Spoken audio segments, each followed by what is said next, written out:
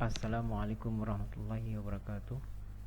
Pada pertemuan berikut ini kita akan membahas tentang light emitting diode atau yang biasa kita sebut dengan LED. Nah, apa itu LED? LED adalah suatu dioda semikonduktor yang dapat memancarkan cahaya jika mendapatkan bias maju dan memiliki dua kutub anode, yaitu anoda dan katoda. Jadi LED ini pada dasarnya adalah merupakan bagian juga dari dioda. Namun dalam hal ini dioda ini dia apabila diberi suatu tegangan forward bias, maka dia akan memancarkan cahaya. LED digunakan sebagai indikator pada banyak perangkat, sebagai peraga atau display, dan digunakan juga untuk penerangan. Kita lihat sekarang simbol dan bentuk LED. Jadi simbol elektronik daripada LED adalah seperti ini. Jadi simbolnya itu mirip seperti simbolnya dioda, karena ini juga merupakan bagian daripada salah satu dioda. Jadi perbedaannya di sini pada tanda panah. Di sini ada tambahan tanda panah keluar. Ini menandakan bahwa ini merupakan komponen pemancar cahaya. Jadi dia di sini adalah dioda yang memancarkan cahaya. Bila nanti ada suatu komponen elektronika yang simbolnya itu arah panah keluar, maka itulah merupakan komponen pemancar cahaya. Dan bila ada simbol yang arah panahnya ke dalam, maka itu dapat dipastikan sebagai detektor atau pendeteksi cahaya. Kemudian bentuk fisik itu dapat dilihat pertama bentuk yang di sebelah kiri ini. Nah, detail di dalamnya kira-kira seperti gambar yang di bawah ini, di mana dia ada beberapa bagian. Ini bagian inside-nya, light emitting beam, cahaya LED-nya, kemudian ada diode yang di sini, ada chip diodanya, kemudian ada transparan plastik dan terminal. Jadi bagaimana kita membedakan terminal daripada LED ini? Kita ketahui bahwa LED ini memiliki terminal anoda dan katoda, sebagaimana juga halnya pada dioda. Anoda adalah ini terminal positif dan ini katoda terminal negatif. Jadi LED ini akan menyala atau bekerja apabila diberi forward bias, artinya diberi masukan positif pada anoda dan diberi negatif pada katoda.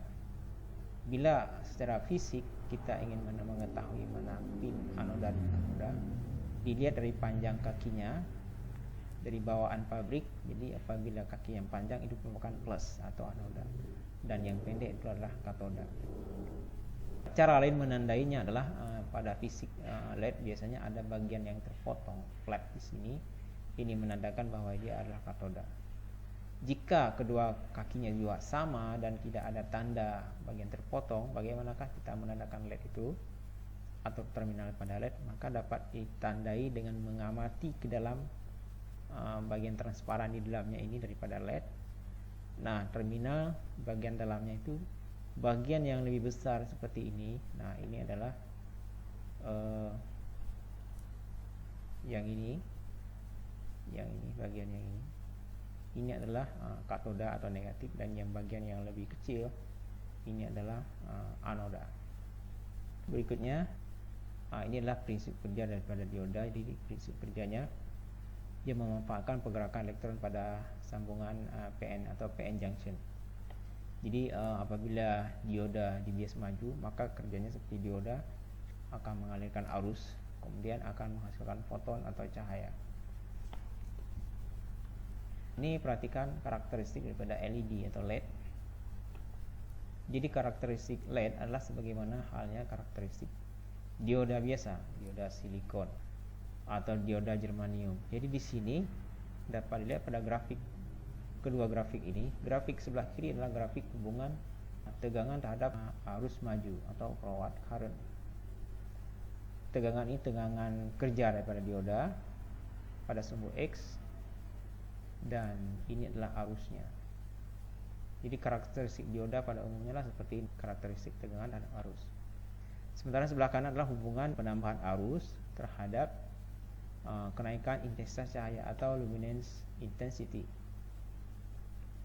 Jadi dapat dilihat di sini bahwa LED secara umum ya, tegangan kerja LED itu sekitar 1,6 volt. Jadi ketika dia mencapai tegangan 1,6 volt, maka akan terjadi kenaikan arus yang drastis. Di sini kurva keningnya di sini akan terjadi kenaikan arus, dan apabila nanti arusnya sudah cukup, maka LED akan menyala. Jadi di sini bisa dilihat bahwa makin besar pemberian arus, misalkan pada arus 20 mA di sini, maka akan didapatkan intensitas sekitar 1, misalnya skala 1. Nah, ini bahwa LED-nya sudah mulai menyala, sudah terang. Nah, perlu diketahui bahwa tegangan kerja LED ini 1,6 volt ini secara umum. Namun tegangan kerja LED dapat berbeda karena LED ini banyak warnanya. Dimulai dari warna inframerah, maupun yang warna merah, warna orange, warna biru, dan seterusnya. Ini masing-masing LED ini memiliki tegangan kerja yang berbeda. Jadi tegangan kerja yang paling rendah adalah tegangan kerja pada LED infrared sekitar 1,6 volt. Kemudian LED merah itu tegangan kerjanya akan berbeda lagi, begitu juga dengan LED yang warna-warna yang lain. Nah, dari penjelasan sebelumnya di sinilah dapat dilihat bahwa masing-masing warna LED itu memerlukan tegangan maju untuk dapat menyalakannya. Nah, untuk mendapatkan arus yang cukup, maka biasanya tergantung juga dari sumber tegangan. Jadi di sini dapat dilihat, misalnya LED infrared itu tegangan kerjanya 1,6 volt. LED merah itu tegangan kerjanya pada range 1,8 volt hingga 2,1 volt. LED jingga 2,2 volt hingga LED kuning, LED hijau, LED biru, LED putih, dan ultraviolet, semuanya berbeda tegangan kerjanya. Jadi arus yang dibutuhkan nanti juga akan menentukan bagaimana resistor yang kita pasang. Perlu juga diketahui secara umum bahwa LED itu memiliki arus nominalnya atau arus kerjanya. Arus nominal LED itu berkisar dari 10 mA sampai dengan 20 mA. Jadi 20 mA adalah maksimumnya. Jadi akan tergantung kepada sumber tegangan yang digunakan. Bila kita memiliki sumber tegangan tertentu, ditambahkan sebuah resistor untuk membatasi arus yang mengalir ke LED. Bagaimanakah cara memasang LED pada suatu rangkaian? Jadi cara memasang LED itu sangat simple, yaitu kita pasangkan saja pada suatu sumber tegangan. Misalkan kita memiliki suatu sumber tegangan 5 volt. Bila kita gunakan 10 mA, maka berapakah R yang kita gunakan? Maka nantinya ini dapat dihitung. Guna daripada resistor ini adalah untuk membatasi arus yang mengalir ke LED. Jadi bila kita ingin memberikan pencahayaan pada arus 10 mA, maka nanti R ini kita hitung dengan menggunakan hukum Ohm, yaitu R sama dengan V per I, di mana V adalah sumber tegangan yang kita gunakan, sementara I adalah arus nominalnya. Nah, untuk lebih lanjutnya kita akan lihat menghitung nilai tahanan yang tepat. Berikutnya, kita dapat menyalakan LED ini dalam aktif high maupun aktif low. Jadi kita dapat meng-on-kan LED ini baik dengan logika tinggi, di sini high, maupun dengan logika rendah.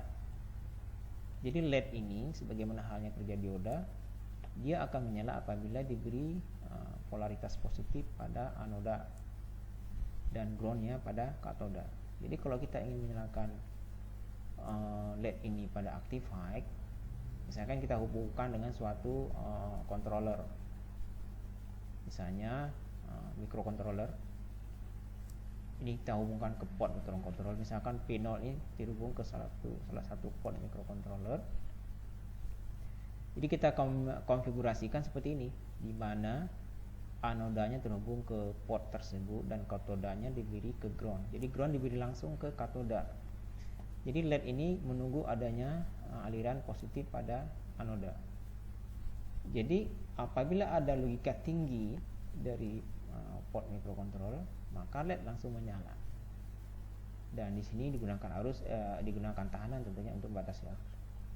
Sebaliknya kalau kita ingin menyalakan pada aktif low, artinya apabila di sini pada port, misalnya port 1 ini berlogika rendah, low. Jadi caranya kita hubungkan atau kita konfigurasikan katodanya dihubungkan ke port ini, sementara anodanya langsung diberi tegangan plus 5 volt misalnya. Jadi ketika di sini ada aktif low atau logika 0, maka LED akan menyala. Ini yang disebut dengan menyalakan atau mengkondisikan LED menyala pada aktif high maupun aktif low. Berikutnya, bagaimanakah cara menghitung nilai resistor yang tepat? Jadi seperti yang saya jelaskan tadi, bila kita menghubungkan sebuah LED di satu rangkaian di mana kita ada sumber tegangan, apakah sumber catu daya DC maupun baterai misalnya. Apabila sebuah LED dipasangkan dengan sumber tegangan tertentu, maka harus dipastikan arus LED itu tidak melebihi arus nominal. Seperti yang saya jelaskan tadi, bahwa arus LED itu 10 sampai 20 mA. Artinya pada 10 mA ini arus LED sudah cukup menyala. Sementara ini 20 mA adalah batas maksimalnya. Maka arus LED perlu dibatasi dengan memasang resistor. Nanti arus akan mengalir kemari. Nilai resistor dapat dihitung dengan hukum Ohm seperti yang saya jelaskan tadi. R sama dengan V per I. Namun karena di setiap LED, LED terutama ini LED cahaya tampak, visible light, itu kan setiap LED itu, setiap warna-warna LED memiliki tegangan kerjanya masing-masing. Misalkan LED merah, kemudian LED biru, itu tegangan kerjanya berbeda-beda. Karena ada tegangan jatuh pada LED, maka rumus ini menjadi seperti ini. Jadi R sama dengan tegangan sumber dikurangi tegangan jatuh pada LED, baru dibagi dengan arusnya. Arus ini tentu saja arus nominal. Contoh,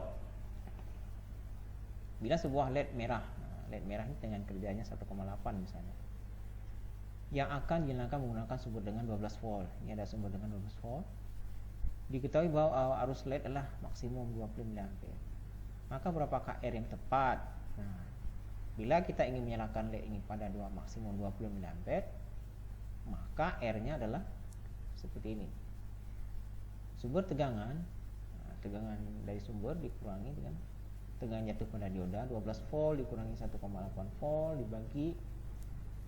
dibagi arus nominal, yaitu 20 mA, diubah ke ampere jadi 0,02 ampere.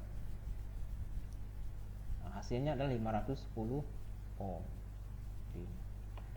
Jadi makin besar sumber tegangan kita gunakan, itu nantinya R-nya akan semakin besar, disesuaikan.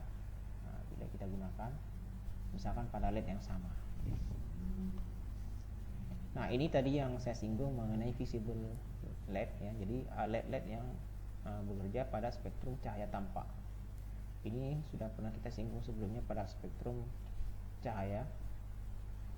Jadi pada spektrum cahaya ini mempunyai panjang gelombang dari 390 nanometer hingga 770 nanometer. Jadi setiap pancaran spektrum dari cahaya tampak ini juga memiliki energi. Makin besar panjang gelombang, maka energinya makin kecil. Bisa dilihat di sini, mulai dari violet, red dan seterusnya.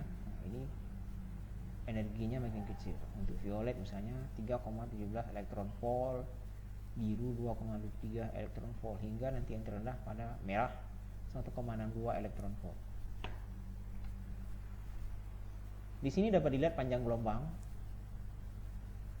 yang juga sebelumnya pernah kita lihat di spektrumnya, dari cahaya tampak hingga cahaya infrared. Perlu diketahui adalah dalam spektrum panjang gelombang cahaya tak tampak, khusus infrared, panjang gelombangnya di atas 260 nanometer. Cahaya merah berkisar dari 610 hingga 760 nanometer, hingga nanti ke ultraviolet. Jadi setiap LED ini, berbagai warna LED ini dibuat dari berbahan material berbeda-beda, yang menyebabkan warnanya berbeda karena di dalamnya nanti dimasukkan panjang gelombangnya, bahan dengan panjang gelombang tertentu. Misalkan infrared ini dari gabungan senyawa gallium arsenid, aluminium gallium arsenid. Jadi bisa ini GaAs, GAS. Kalau cahaya merah, LED merah itu bahkan bisa dari 4 gabungan senyawa ya. Bisa dari aluminium gallium arsenate ya, bisa gallium arsenate fosfor, dari aluminium gallium indium fosfor, bisa juga gallium fosfor, gallium 3 fosfor. Ini banyak material pembentuk warna merah. Begitu juga LED yang warna lain. Sekarang kita lihat macam-macam LED ya. Pertama, LED warna tunggal. Nah, ini LED warna tunggal adalah komponen yang paling banyak dijumpai, yaitu LED warna tunggal yang biasa digunakan untuk misalnya indikator, lampu power dan seterusnya. Intinya adalah LED satu warna yang disebut sebagai LED warna tunggal. Berikutnya ada LED 3 warna. Nah, LED 3 warna ini sepintas kita lihat dari luar itu satu LED. Di dalamnya itu warna yang berubah-ubah menjadi 3 warna. Bagaimana prosesnya? Jadi sesungguhnya di dalamnya itu tidak satu LED, tapi ada 2 LED dan proses pencampuran warna. Jadi di sini bisa dilihat konfigurasi gambarnya. Jadi ada 2 LED yang dibuat seperti ini, seperti di paralel seperti ini. Ini katoda. Jadi katodanya ini minus digabung, common namanya, common katoda. Katoda digabung. Jadi di sini LED ini akan menyala apabila anodanya dapat plus. Kalau di sini diberi plus atau logika 1 lah. Di sini tidak. Di sini diberi plus, di sini nol. Maka LED merah yang akan menyala. Sebaliknya kalau di sini yang diberi logika 1 pada B, di sini logika 0 atau low, maka LED hijau akan menyala. Karena dia groundnya sudah dapat, di sini negatifnya sudah dapat. Kalau dua-duanya diberi nyala, plus dua-duanya, maka akan terjadi proses pencampuran warna. Terjadi warna ketiga, yaitu warna kuning. Pencampuran warna merah dan hijau menjadi warna kuning. Jadi nanti dia akan membentuk LED 3 warna. Biasanya pada suatu clock, misalkan clock pertama nyala warna merah, clock kedua warna hijau, kemudian clock ketiga nanti warna yang campurannya itu warna kuning. Begitu seterusnya. Mungkin bisa dilihat pada lampu berkedip seperti pada MOS yang transparan itu yang berwarna-warni, dan juga beberapa warna-warna yang lain. Kemudian ada LED 2 warna. Nah, kalau LED 2 warna itu konfigurasi seperti ini. Jadi saling disilang begitu. Di sini pada A dihubungkan ke anoda. Nah, jadi LED 1, katakanlah LED 1 ini LED 2. LED 1 anodanya dihubungkan ke A, sementara LED 2 katodanya dihubungkan ke A. Dan pada B LED 1-nya katodanya dihubungkan dan LED 2 dihubungkan anoda. Kalau dia diberi plus di sini ground, maka LED 1 menyala merah. Kemudian kalau gantian di sini plus, nah, di sini min, maka LED hijau menyala. Jadi disebut sebagai LED 2 warna. Jadi merah hijau. Berikutnya adalah LED 7 segment. LED 7 segment fungsinya adalah sebagai penampil atau display, yaitu menampilkan karakter angka dari 0 hingga 9. Bentuknya dapat dilihat di sini. LED 7 segment ini adalah susunan 7 ruas LED yang membentuk karakter 8 atau angka 8. Jadi dalam hal ini nantinya fungsinya adalah menampilkan karakter angka dari 0, 1, 2, 3, 4, 5, 6, 7, 8 hingga 9. Karakter ini banyak digunakan untuk menampilkan angka-angka pada peraga alat-alat tertentu. Nah, misalnya bisa dilihat pada alat-alat ukur yang menggunakan tampilan LED. Kemudian di SPBU misalnya, tampilan SPBU digital sebagian menggunakan LED. Itu tampilan angkanya, liter atau rupiahnya adalah dalam LED, tampilan LED. Jadi Di sini 7 ruas ini terdiri dari ruas A, B, C, D, E, F hingga G. Setiap nyala daripada ruas-ruas ini nanti akan membentuk satu karakter tertentu. Misalkan kalau dia ingin menyalakan angka 8 atau menampilkan angka 8, maka semua ruas harus dinyalakan. Begitu juga misalnya kalau ingin ditampilkan angka 0, maka semua ruas dinyalakan kecuali ruas yang G. Seven segment ini ada dua model, yaitu ada yang disebut dengan common anoda dan ada juga yang disebut dengan common katoda. Common anoda itu maksudnya adalah anoda bersama, di mana perlu diketahui bahwa setiap ruas-ruas daripada seven segment ini itu terdiri dari LED. Jadi di sini terdiri dari 7 buah LED. Ruas A, ruas B, ruas C dan seterusnya ini setiap-setiapnya ada LED. Di mana LED itu juga ada anoda, ada katodanya masing-masing. Kalau dia common anoda itu artinya anodanya bersama. Anoda tunggal ya. Jadi di sini dia ada terminal tunggalnya, ini nanti adalah berupa anoda plus, diberi tegangan plus di sini. Jadi bila mana ingin dinyalakan ruas-ruas tertentu, nanti di sini ada terminal lain yang memberikan logika 0. Misalkan kalau ingin ditampilkan karakter angka 1, maka tentu saja ruas yang harus menyala adalah ruas B dan ruas C. Jadi ketika pada ruas B dan C, misalkan di sini ada A, ada B, ada C, ada D, E dan seterusnya. Ketika ruas B ini diberi logika low di sini, B dan C diberi logika low, maka ruas pada B dan C ini akan menyala karena LED-nya sudah menyala. Sementara karakter lain harus diberi logika high agar dia mati, sehingga nampak di sini karakternya adalah 1. Begitu juga misalkan menampilkan karakter angka 8, maka karena di sini sudah mendapatkan plus, maka semua masukan di sini pada terminal A hingga F hingga G itu harus diberi logika low semua agar semua LED menyala. Jadi prinsipnya seperti itu. Kalau yang common katoda itu artinya ya katodanya bersama. Di sini ada satu terminal tunggal, yaitu di sini diberi ground, dihubungkan ke ground atau minus. Sementara plusnya adalah masing-masing seperti ini. Jadi misalkan kalau ingin dinyalakan ruas angka 1 di mana B dan C harus nyala, maka pada B dan C, misalkan di sini ada A, ada B dan ada C, maka pada B dan C ini harus diberi logika high 1, tegangan kerja 1, high, yang lain diberi low semua, low hingga G, kecuali yang B dan C ini diberi logika high. Maka ketika masuk di sini logika high, ground sudah masuk, maka LED pada B dan C ini akan menyala, sehingga terbentuklah karakter angka 1.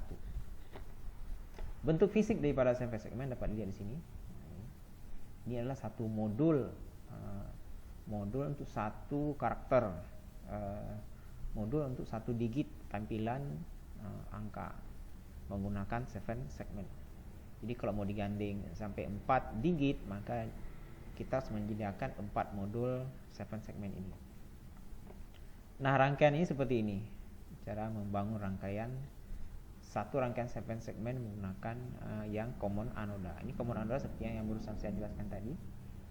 Di setiap ruas-ruas ini kita perlu memberi sebuah resistor, karena di sini LED, tentu saja kita harus membatasi arus sebagaimana sudah saya bahas sebelumnya. Jadi tiap-tiap R yang ada pada ruas-ruas A, B, C, D, E, F, G ini, di mana masing-masing resistor ini bernilai 220 ohm. Ini sudah cukup membatasi arus ke LED dan juga tidak akan mengurangi kecerahan daripada tampilan 7 segmen. Selanjutnya ada yang disebut dengan LED dot matrix. Jadi ini juga fungsinya sama seperti LED 7 segmen, yaitu sebagai penampil atau display. Jadi LED dot matrix itu adalah susunan LED yang disusun seperti matriks seperti ini. Jadi setiap satu LED ini membentuk satu dot atau titik, maka disebut dot matrix. Jadi LED dot matrix ini biasanya tersusun daripada 5 kolom 7 baris, maka disebut 5 kali 7. Bisa juga 8 kolom 8 baris, 8 kali 8. Kelebihan daripada LED dot matrix ini, dia bisa membentuk karakter yang lebih banyak.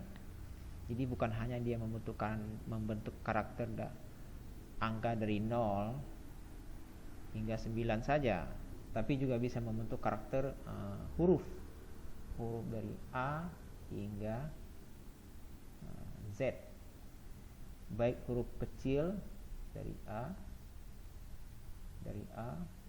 hingga Z. Jadi huruf besar, huruf kecil, kemudian angka dari 0 sampai 9, dan karakter-karakter yang lain juga bisa dibentuk, termasuk animasi-animasi. Bisa dilihat di sini misalnya ini arah panah ya, seperti ini penunjuk arah panah, dan tampilan-tampilan lain seperti tanda penjumlahan, seperti ini tanda baca, tanda seru, tanda tanya, tanda kurung, itu bisa dibentuk dengan karakter ini. Nah, ini satu modul daripada LED dot matrix untuk satu digit tampilannya. Ini banyak digunakan pada display-display, misalkan pada papan iklan, kemudian running text di jalan-jalan atau di instansi-instansi kantor, kemudian di traffic light juga ada kadang ditampilkan.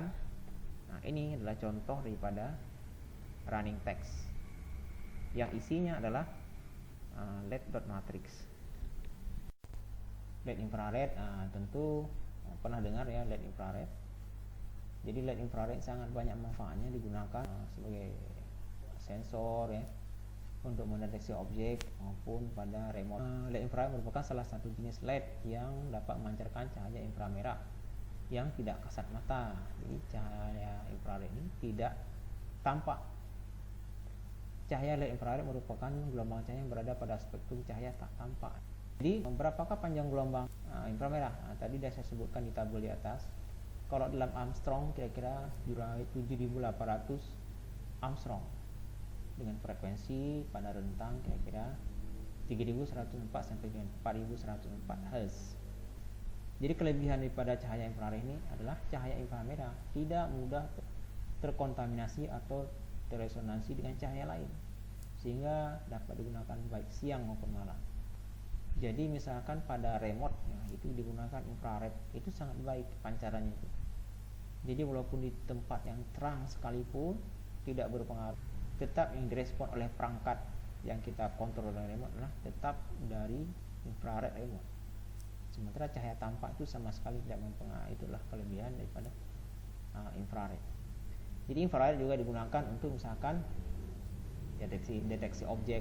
Apabila ada objek-objek melintas, dia biasanya dipasangkan dengan detektor atau sensor cahaya. Kalau infrared sifatnya hanya sebagai pemancar cahaya, dia dipasangkan dengan detektor cahaya, misalnya fotodioda atau fototransistor dalam pancaran gelombang infrared. Ketika mendapatkan respon dari infrared, maka cahaya akan kena ke sensor. Jadi biasanya kalau ada objek memutuskan cahaya itu akan dideteksi, logikanya akan dibaca atau akan berubah. Sekarang kita lihat aplikasi LED ya, banyak sekali aplikasi LED. Kalau di gambar ini misalkan pada untuk lampu kabin. Jadi ini kalau LED digunakan pada penerangan kabin pesawat. Bahkan di kabin bus, kendaraan bus pun sudah lama sekali digunakan itu ornamen lampu LED. Kemudian ini pada background layar ya, itu juga sudah digunakan banyak digunakan lampu LED. Pada lampu grill depan mobil ya, lampu gerem mobil depan ini dia gunakan ornamen LED. Jadi sudah penggunaan LED ini lebih modern. Kemudian sebagai display atau layar ya, seperti yang kita ketahui bersama bahwa LED ini sudah banyak sekali digunakan untuk layar monitor, kemudian layar televisi sudah LED semua, kemudian layar laptop juga sudah LED, apalagi smartphone sekarang sudah banyak menggunakan LED. Jadi kalau dulu digunakan LCD.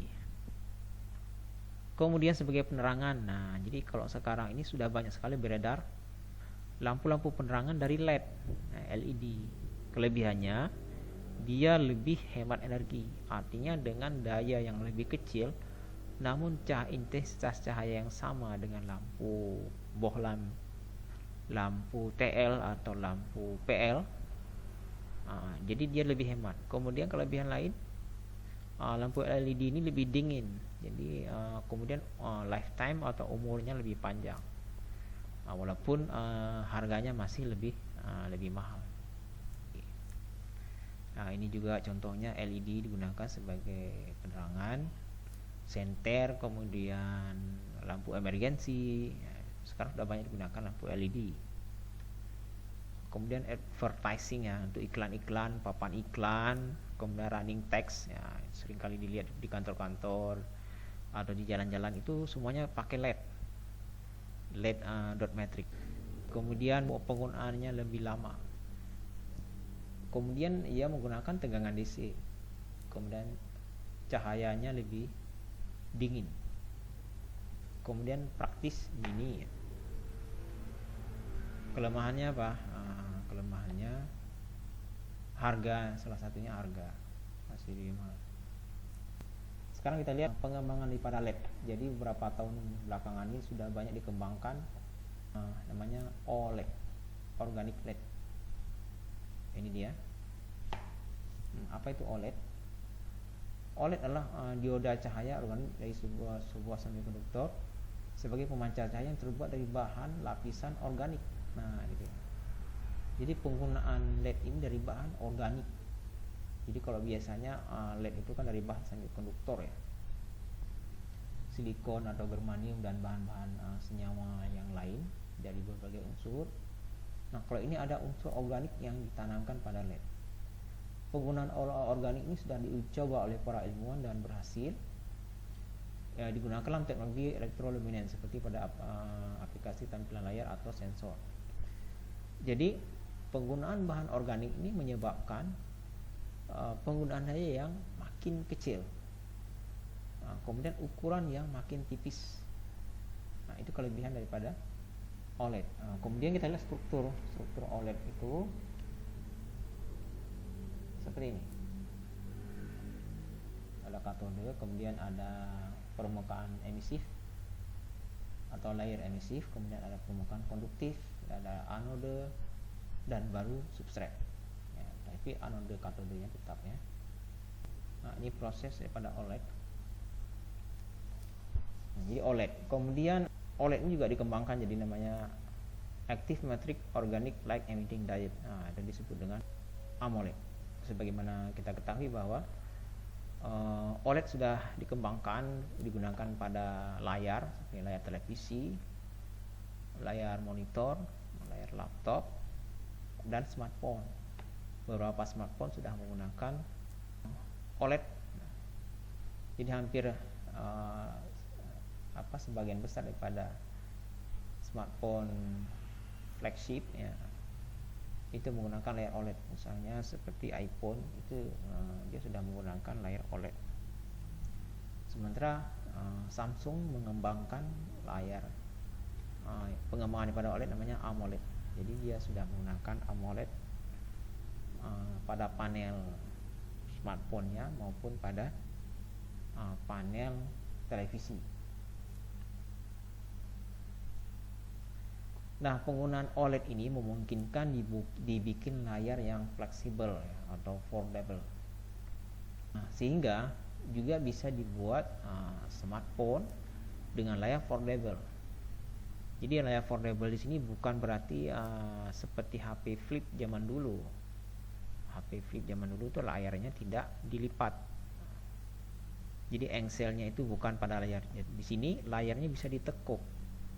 Jadi beberapa produsen smartphone itu sudah berhasil membuat smartphone dengan layarnya itu bisa dilipat. Misalnya pada Samsung Foldable, kemudian ada juga Huawei, kemudian Motorola. Mereka sudah membuat smartphone dengan layar lipat pada LED-nya ini.